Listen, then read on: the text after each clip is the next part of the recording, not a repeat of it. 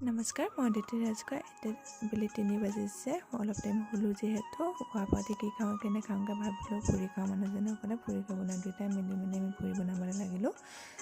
চাহ খাই বৈ ভাবিলোঁ অকণমান ওলাই যাওঁ। মই ফিচাৰী পাৰিলোঁ, ঘৰতে থাকি আমনি লাগিছে যিহেতু। ফিচাৰীটো বহুত ডাঙৰ, ইয়াত বহুত ডাঙৰ ডাঙৰ মাছ আছে। ভাবিলোঁ দুয়োটা আমি একপাক মাৰি দিওঁ। এনেকৈ কিন্তু মুকলিমূৰীয়াকৈ থাকি বহুত ভাল লাগে। কাৰ এনেকুৱা পৰিৱেশ ভাল লাগে জনাব দেই।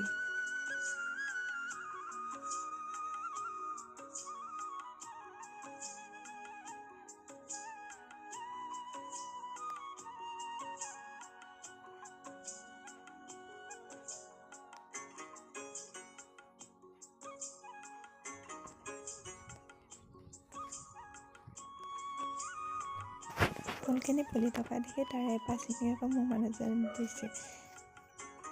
সন্ধিয়া আকৌ এওঁ ক'লে